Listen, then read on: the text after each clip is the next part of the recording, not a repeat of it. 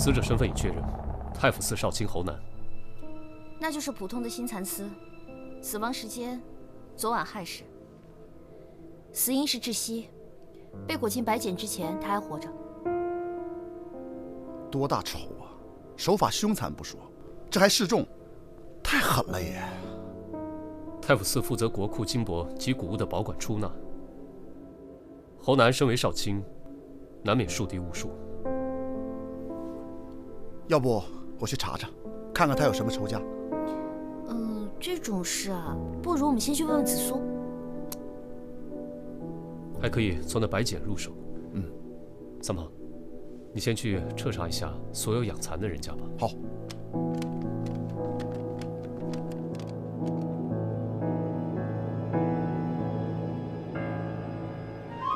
你这是疯了是吧？我错了！错了值几个钱啊？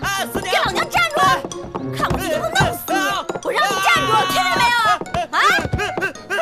行啊你，老娘平时待你也不薄，你这是偷到老娘头上来了！哎，怎么能说偷呢？其实呢，我只是想早起帮你打扫一下房间。一想到你房间里面整整齐齐的样子，我就好激动啊！然后我就不小心一激动就打翻了你的这个盒子。我让你进我房间了吗？啊！无事献殷勤，非奸即盗。掌柜的，早上没人采买吗？没肉了，咱们买了呀，我亲自订的。哦，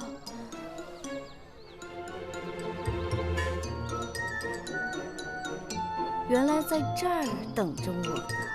这事儿不是你想的那样，我只是想单纯报答你对我的知遇之恩。不说是吧？来人呀，帮我抓贼！是我。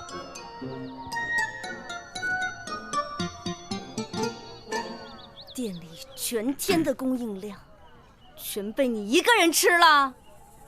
怎么可能？哪吃得下呀？我只是用那些肉炖了一锅肉汤，炖了整整一宿，再用那些肉汤下了面条，特别入味。早起就得这么吃，才对得起自己的勤劳。那肉呢？都熬成汤渣，我给倒了。不过锅子我刷得非常干净，你就不必夸我勤劳了。哎，大人别打脸，我靠脸吃饭的。等等，这些首饰我给你修。我这些首饰那都是金丝银线穿的，你能修啊？别说金丝银线了，就是水丝火线我也能修好。你说的？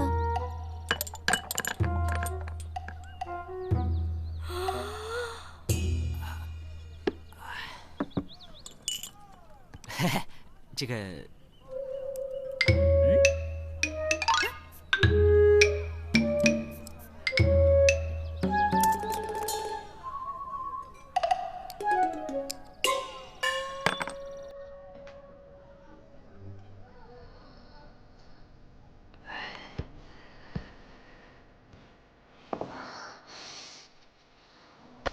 不要啊！救命啊！杀人啦！救命啊！杀人！来人正好，快来救我！我是说，别当众，拖到后面去杀，我当个悬案老师。好的。哎，等等！你这就我李承信，我一定减少相关引爆大案。命你留着，当牛做马。哎，随便，你说什么东西？你先救我！说话算话。四娘，请你高抬贵手，我还需借他一用。一天的肉钱加摔坏的首饰，成交。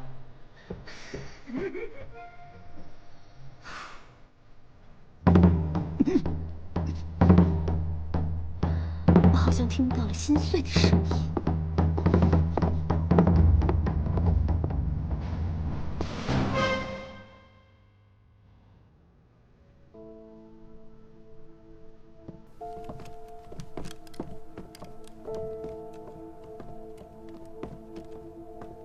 夫人，侯少卿是否有什么仇家？仇家？或是政敌？这些事，主人从不说与我听的。萨摩，你过来看。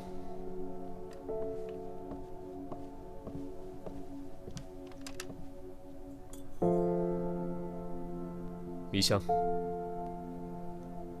你都认得还要我看？脏，让你帮我捏出来。当牛做马要有当牛做马的样子。哎，迷香，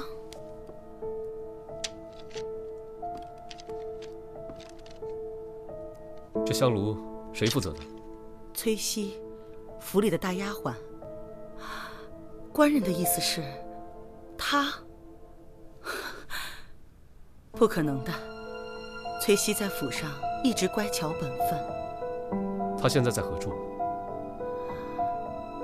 去，叫崔西过来。是。夫人是何时发现侯少卿失踪的？京城发现的。他昨晚彻夜未归，夫人没有察觉吗？我家主人操心政务，常在书房里过夜的。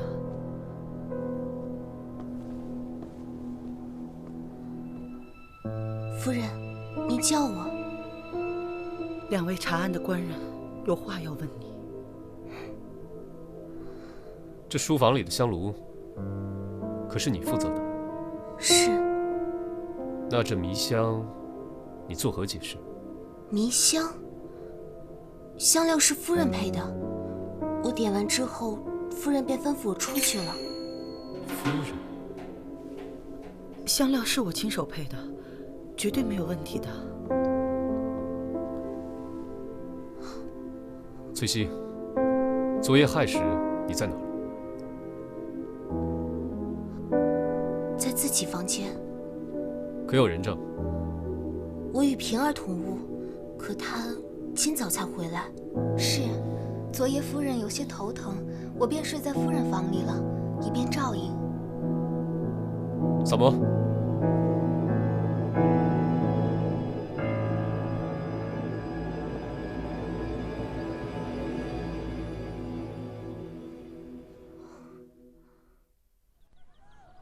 那个丫头戴的就是这种簪子，比侯夫人的还贵。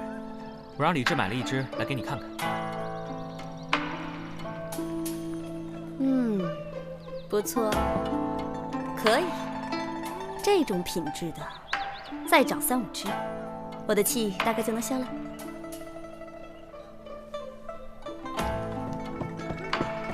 哎，你们，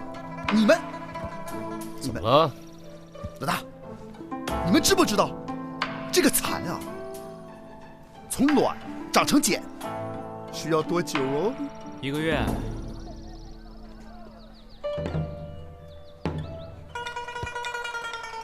哈哈，就是1个月，这是常识嘛，对不对？你别告诉我，你跑出去这么久，就查了个这个？怎么可能啊！我跟你说，这个蚕的繁殖规律是从卵到茧需要1个月的时间哈，这没错啊，这没错啊，你知道的哈。然后呢，我呀查了整个长安城所有养蚕的大户，我还查了1个月前刚开始大量购置蚕卵的人家。你们猜怎么着？查到了。数量极其庞大，根本无从查找啊！你就没在这里头查到不对劲儿的人家？客官这边有。谁？侯南自己家算吗？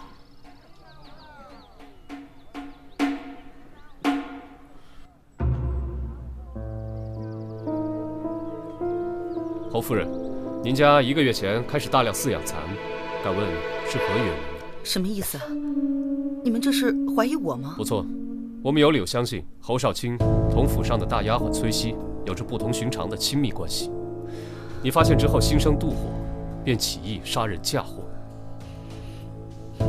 证据呢？你只需交代府上蚕丝的去处即可。那些蚕丝都在崔西的身上。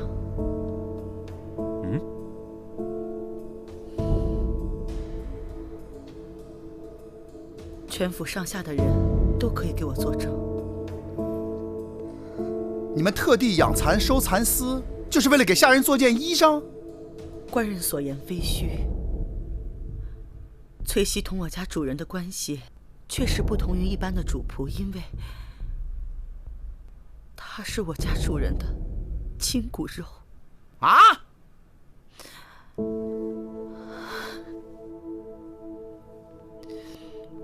崔熙是我们主人的私生女，那已是我进侯府之前的事了。多年来，我同主人虽是间谍情深，但始终没有子女。侯郎对我没有半句指责，反而时时安慰我。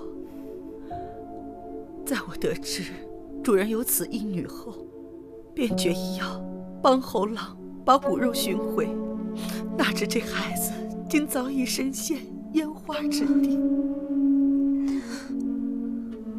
夫人心善，将我赎了回来，我这才得以与父亲相认。可是你回来后，怎么变成了大丫鬟了？不应该是大小姐吗？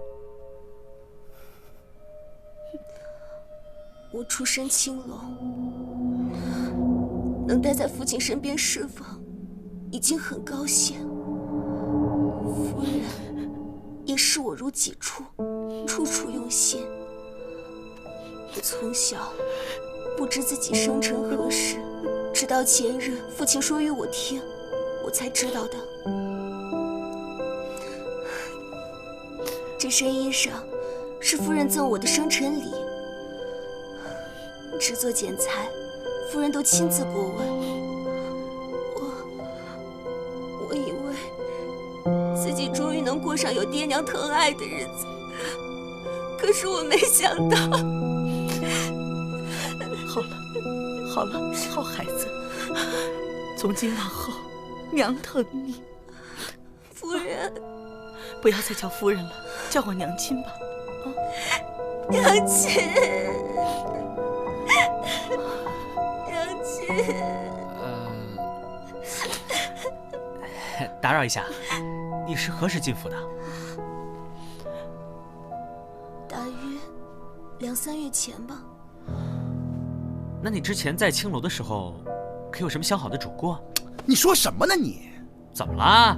没事提人家伤心事儿干嘛呀？我跟你说没说过，我断案的时候不要打扰我。不打紧的，真心实意的想好没有？倒有个常来捧场的老叟，挺痴心的模样。可自打我进府后，我们也再没见过了。那这个有完没完？陈年往事跟这儿，哎呀！老叟是谁？好像是个大官来的，姓萧，叫萧生。对，就是他。太子詹事萧生，是。你可工于诗词，还是通晓音律？我从小研习，算是谋生的本事吧。你这是怎么看出来的？你俩之前认识？这位姑娘，我们老大肯定不认识。可是萧生萧战士是我们老大的启蒙老师。不，你是属狗的吗你？哎，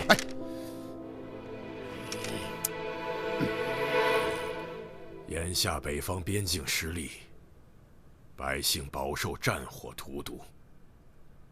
二位以为此事当如何处理呀？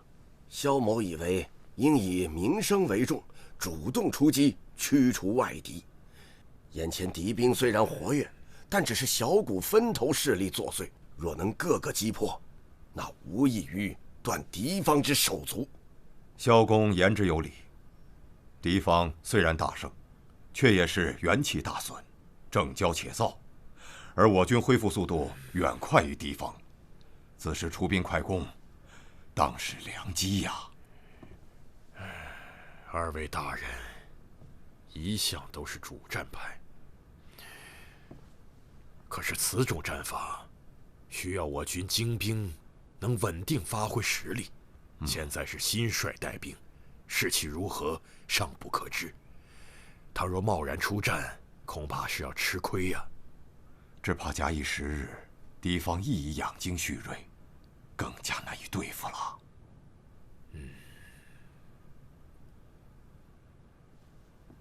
如此，明日议政时将此事禀告陛下，与各部共同商议。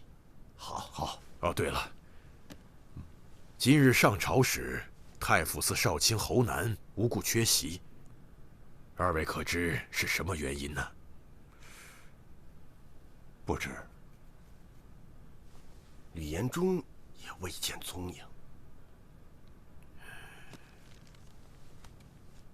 谏议大夫吕延忠称病告假。父亲，上官子苏见过萧詹事程仆夜。什么？我等先行告退。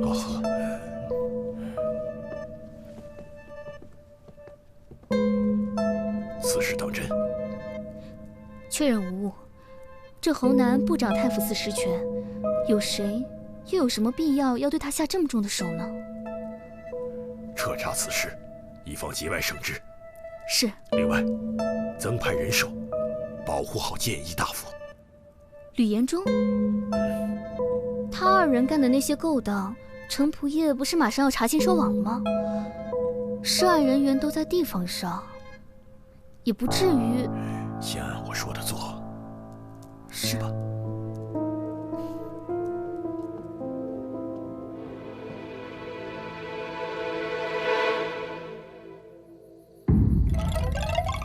主人，主人，你死得好惨呐！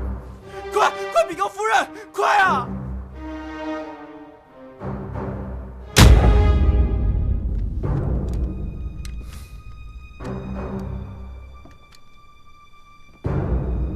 ！1天之内2位官员丧命，真有些蹊跷。哎，蹊跷蹊跷。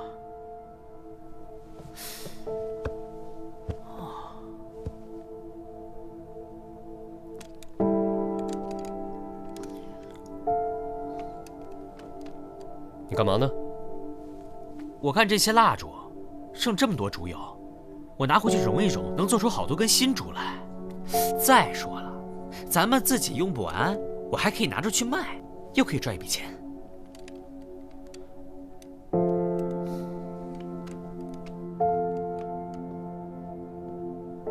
府上怎么这么多烛台？还有这么厚的蜡油，看来你们家挺费蜡的。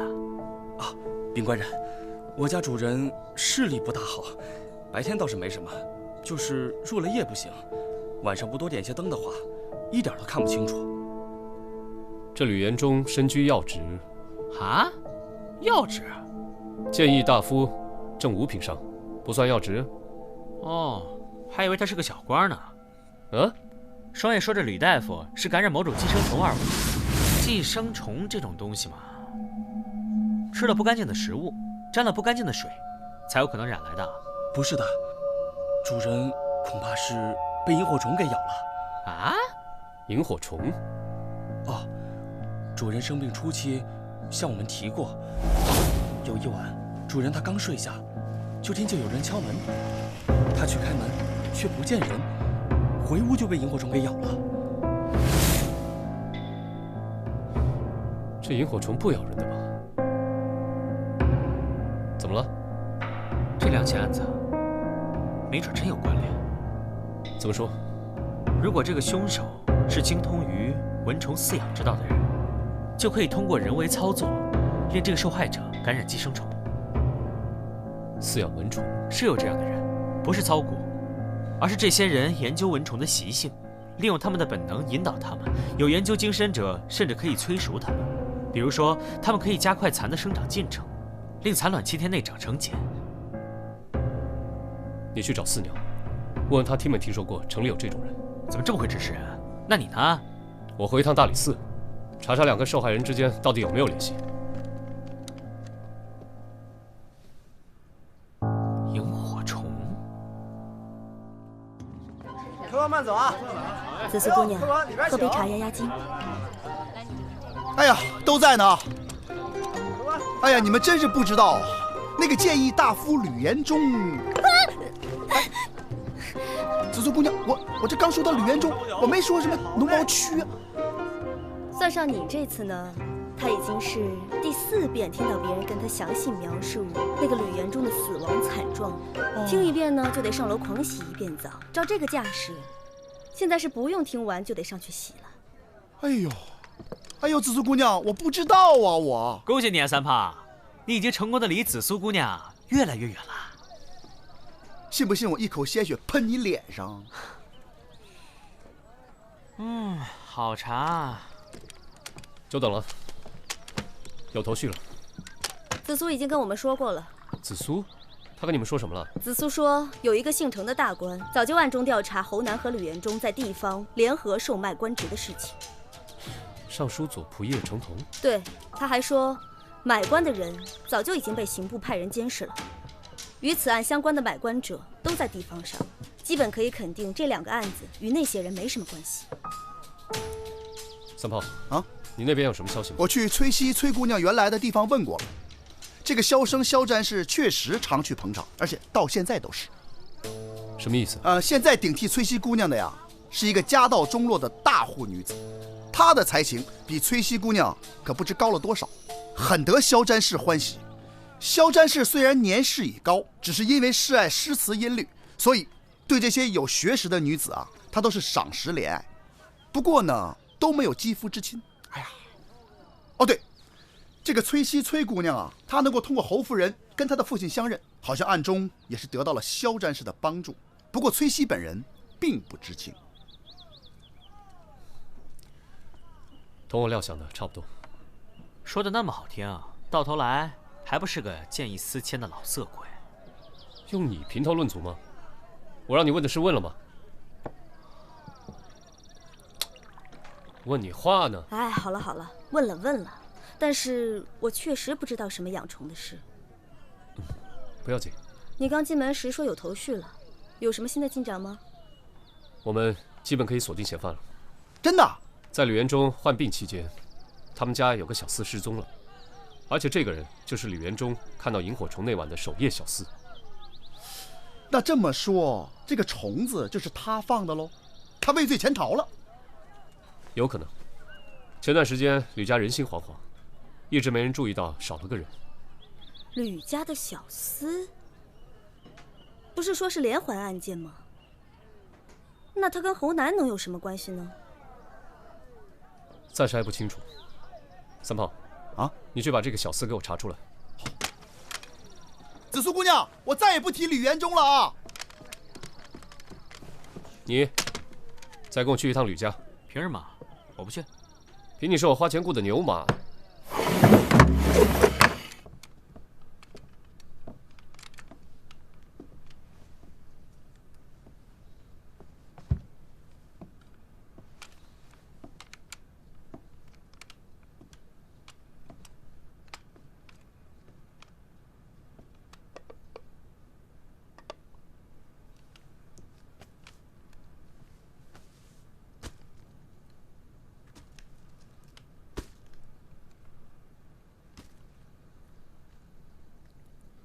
哎，三毛，你来看一下，这竹笼编得好细致啊，你可以拿去卖个好价钱。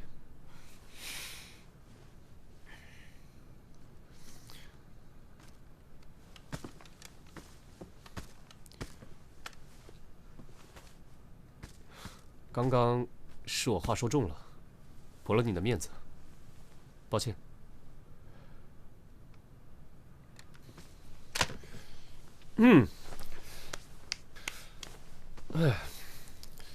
哎，我听说丰泰阁请了个新厨子，味道做得还不错，我打算去试试。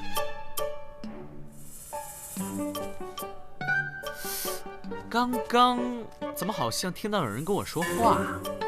说什么？是你吗？哎，你看，这个是养虫的器具吧？这个笼子不是你说了让我拿走卖的？我是说里面是蚊虫，不是萤火虫。所以呢？难道不是它？大概不是吧？你看这个房间里，要有的话也只有蛐蛐罐，哪有什么养蚕的痕迹嘛？吕府的守夜小厮找到了，在哪儿？已经送到双燕那儿了。哈？找到的是他的尸体，在城南的大石桥下面发现的。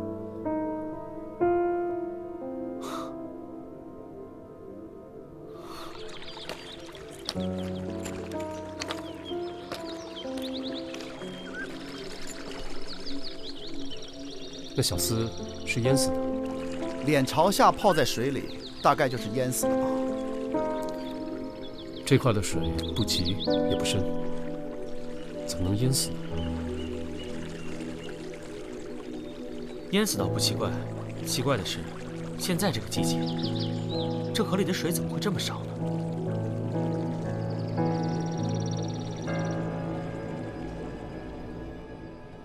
闭眼，想象有一片天空，天空的下面有大地，大地的下面有尸体，尸体也没有什么不好的，入土为安，尸体都会化作小花、小草、蝴蝶。干什么呢？哦，你们来了，双叶来过，这会儿回去验尸了。怎么了？一惊一乍的。啊，小花、小草、小草。什么小花小草？重生的感觉。你说的说什么说？怎么的？你要是女的，你还比不上人家紫苏呢。四娘不是女的吗？双叶不是女的吗？你又说我什么呢？夸你呢，说你美，说你美若天仙。我不信。说唱啥？等会儿，五哥，闭上眼睛，感受。说吧。那吕延忠他家死的那个小厮，脑后有被人按压过的痕迹，似乎是挣扎所致。也就是说，他也是被谋杀的。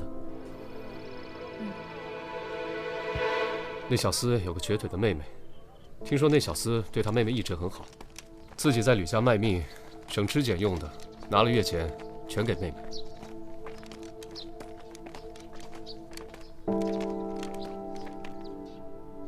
你可知道你哥哥近日是否曾与人结怨？从未听说过。哥哥最近带了好多钱回来，刚以为能过上好日子，结果他……钱？他有告诉过你那些钱怎么来的吗？没。不过那钱我没舍得动。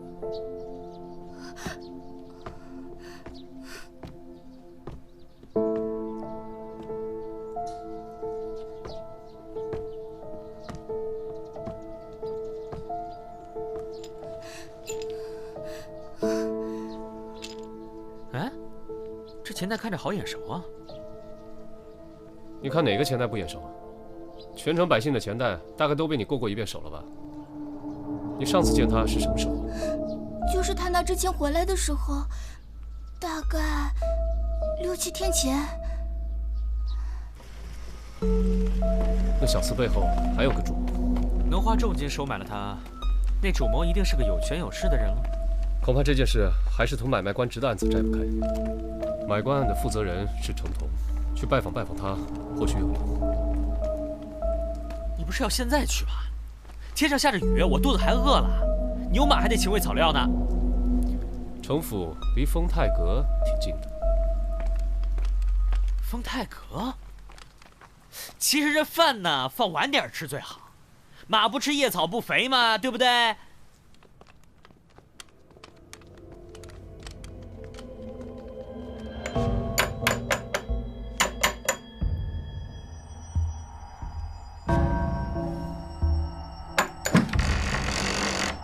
二位官人有何贵干？大理寺少卿李治同程仆爷有话说。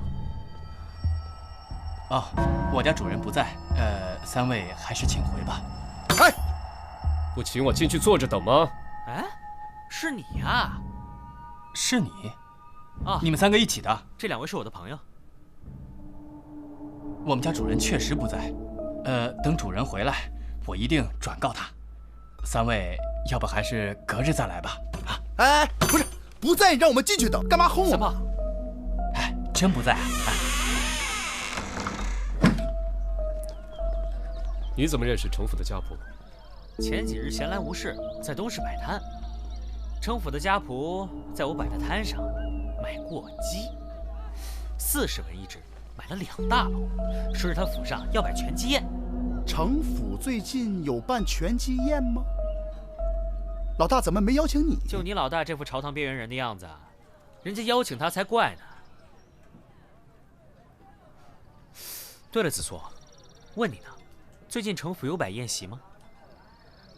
应该是没有。程仆夜如果设宴，一定会邀请家父的。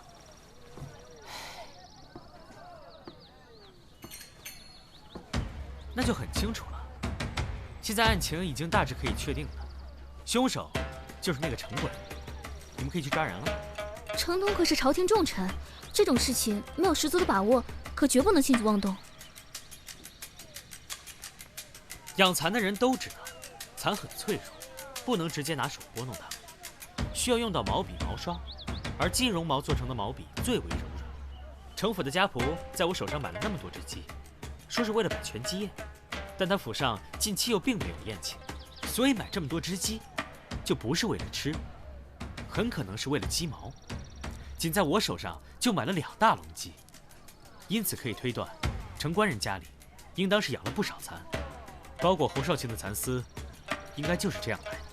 而且我没记错的话，我摆摊卖鸡，正是在7、8日前。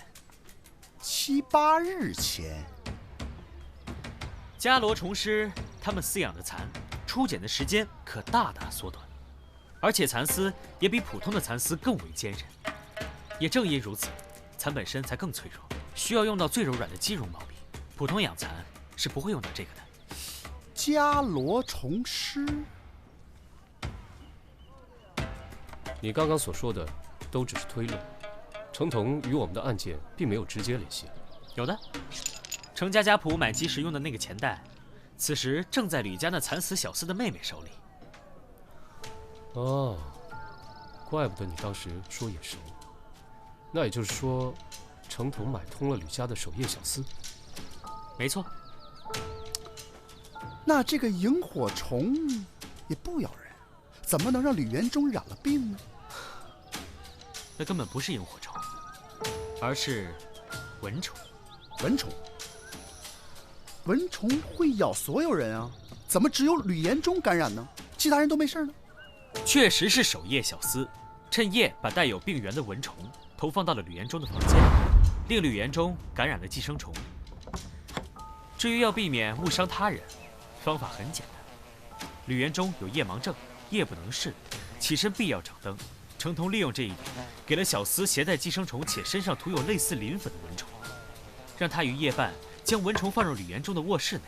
待吕延忠被叮咬后，小厮敲门，吕延忠起夜查看，必会点灯，蚊虫自然向着光源而去。蚊虫身上的磷粉靠近热气就会自燃，带病蚊虫便不会给其他的人也造成威胁了。所以吕元忠当晚看到的并不是萤火虫，而是自燃的杀人凶器。没错。作案的手法破解了，但是他到底有什么杀人动机呢？无非就是朝廷上的党派斗争嘛。可这3人在朝堂上不存在什么势力牵扯的问题。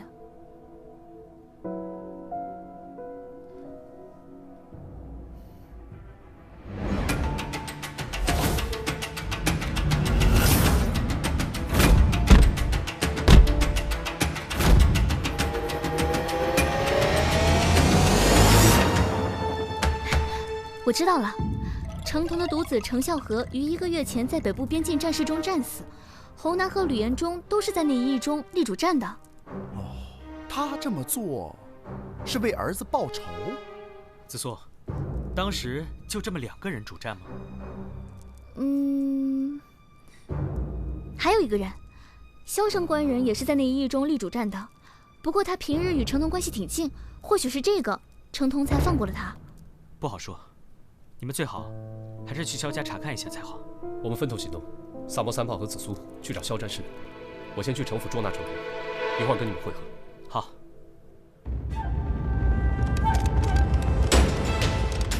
李少卿，这里1个人也没有。没有。快搜！是。城府把我家主子请去了，这会儿应该还在那儿吧？不好，萧战士有危险，应该是被程童抓了。这事儿可千万不能让老大知道。怎么了？老大表面上一副不在意的样子，其实萧战士在他心里比他父亲都重。万一出事，老大非疯了不行。那就更不能瞒着他了。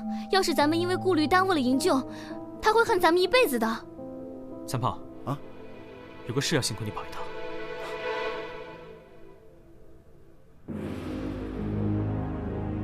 程仆夜，侯南吕延忠结党营私、买卖官职一事，你都查清了？查清了。他们二人早晚要死，转交刑部便是了。你为什么要对他们下此毒手？朝廷处置是法，你动手是罪。这一点，你不清楚吗？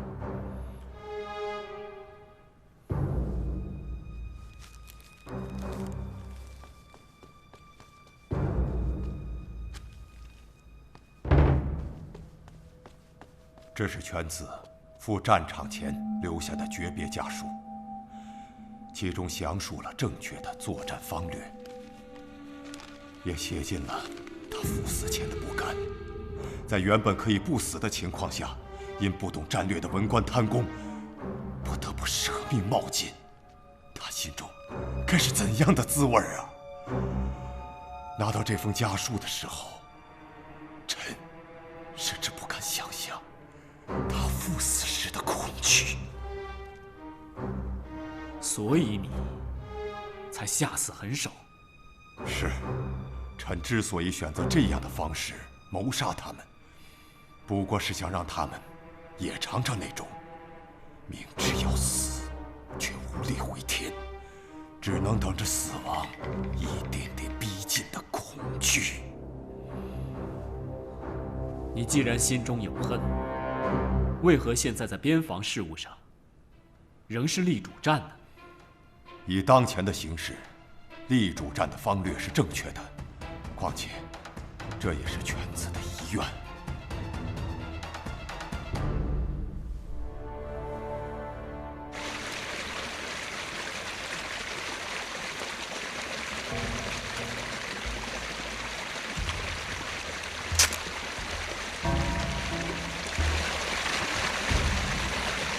怪不得小河里的水少，水被人引走了。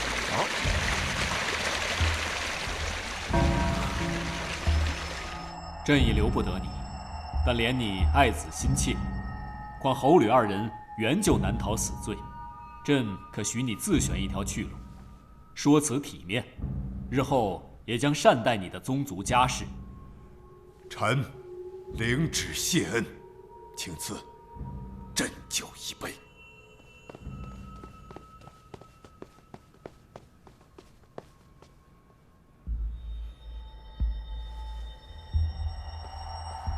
启禀陛下，大理寺报，太子詹事销声失踪。什么？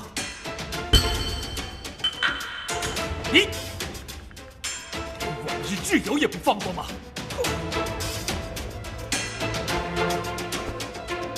传旨，全力搜查营救。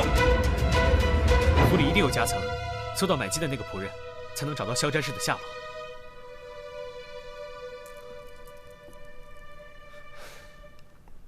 都站在原地，不要动。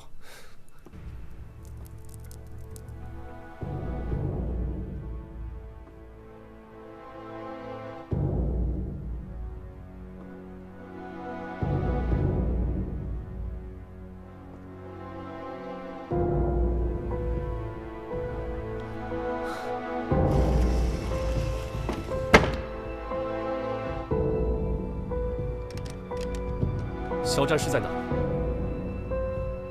怎么问得这么直接？你不想从杀人动机听起吗？你少给我拖延时间！你现在说出来，若能救下萧詹事，就可以免你死罪。哼，你以为我怕死吗？在我眼里，我早就同公子一起战死沙场了。我从小跟随公子长大，也习得一身武艺。要不是我在公子出征前不争气的伤了腿，当时就能跟随他一同出征了。说，肖战士在哪儿？他现在正在死，一点点死，想想就痛苦啊！恐惧总大于死亡本身，对吧？啊？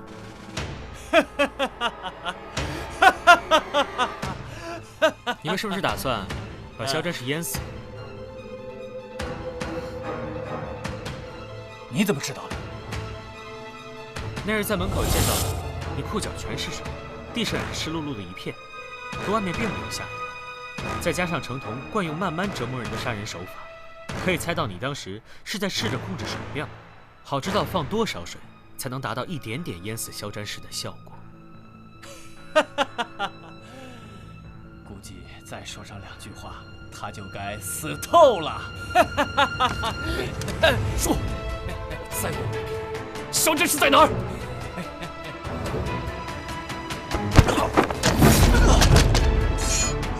他在哪儿？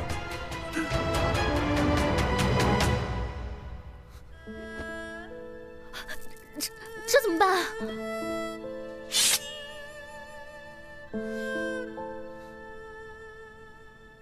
咱们进到这个密室以来，仆人一直坐在这里。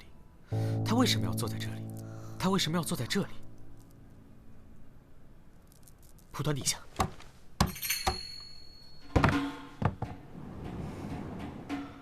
在这儿。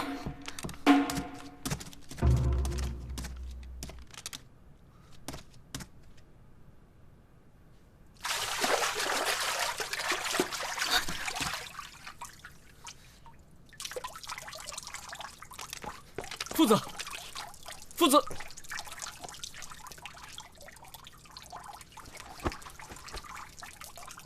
这水这么浅，那家仆不是说……我之前嘱咐三炮去找大木板，把出水口挡住了。虽然不能完全挡住水，但却能大大降低输水量。喏，你看那。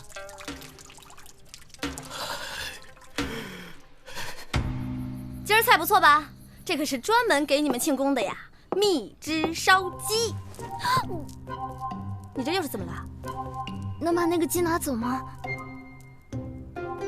我现在看什么鸡毛、蚕啊、蚊虫啊，我就浑身发冷。啊，蚊虫都见不到，那你这个夏天可难过喽。等等，哎，别扔啊，留给我当宵夜。凭什么？我就不能自己留着当宵夜？紫苏，走，跟我端饭去。哦，小气。哎，三炮呢？是啊。嗯。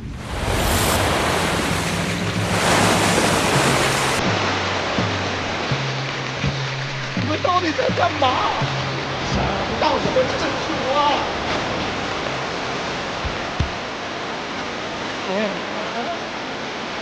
给我出去！